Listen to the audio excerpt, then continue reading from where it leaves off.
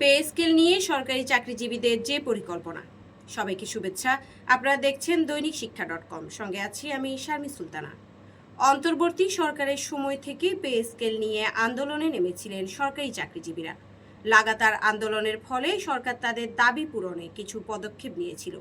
সর্বশেষ এই সংক্রান্ত একটি কমিটিও গঠন করা হয়েছিল সরকারের পক্ষ থেকে। তবে চাকরিজীবীরা এসব পদক্ষেপের বাস্তবায়ন চেয়েছিলেন নির্বাচনের আগে। এর মধ্যেই নির্বাচন শেষ হয়েছে, নতুন সরকার ক্ষমতায় আসবে।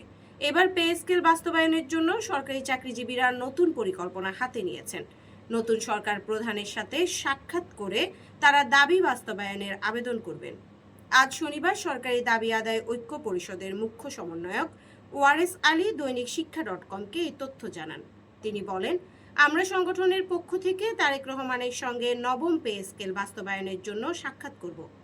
আশা করি তিনি আমাদের দাবি বাস্তবায়নে ফলপ্রসূ সিদ্ধান্ত নেবেন। এর আগে ওয়ারেস আলীর নেতৃত্বে সংগঠনের পক্ষ থেকে তারেক রহমানের দফতরে আবেদন করেন। এই সংক্রান্ত আবেদনে বলা হয়, দাবি আদায় ঐক্য পরিষদ সচিবালয়ের বাইরের দপ্তর, অধিদপ্তর ও স্বায়ত্তশাসিত প্রতিষ্ঠানের সব কর্মচারী সংগঠনের সমন্বয়ে গঠিত জোট। এই সংগঠনের সঙ্গে শিক্ষক কর্মচারী সহ 22 লাখ সরকারি কর্মচারী সম্পৃক্ত। প্রজাতন্ত্রের কর্মচারীরা সরকারের সকল উন্নয়ন কাজ বাস্তবায়ন করলেও আমলাতান্ত্রিক জটিলতায় ন্যায্য প্রাপ্তি থেকে বঞ্চিত। 2015 খ্রিস্টাব্দের বৈষম্যমূলক পে স্কেল দেওয়ার পর থেকে অদ্যাবধি এই সংগঠনের পক্ষ থেকে বৈষম্য নিরসনের জন্য বিভিন্ন সময় বিভিন্ন কর্মসূচি পালন করে আসছি।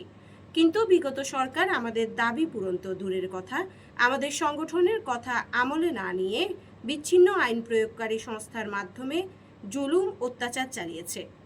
বর্তমান সময়ে বাজার মূল্যের লাগামহীন ঊর্ধ্বগতি, সেবা খাতের ব্যয় বৃদ্ধি ও পরিবারের ভরণ পোষণের ব্যয় বৃদ্ধির দরুন 11 থেকে 20 গ্রেডভুক্ত কর্মচারীরা মানবেতর জীবনযাপন করছেন। তাই চলমান জীবন বাস্তবতার নিরিখে প্রজাতন্ত্রের কর্মচারীদের 7 দাবির বিষয়গুলো আপনার সদয় অবগতির জন্য সাক্ষাৎ করে তুলে ধরার অভিপ্রায় ব্যক্ত করছি। ধন্যবাদ সবাইকে।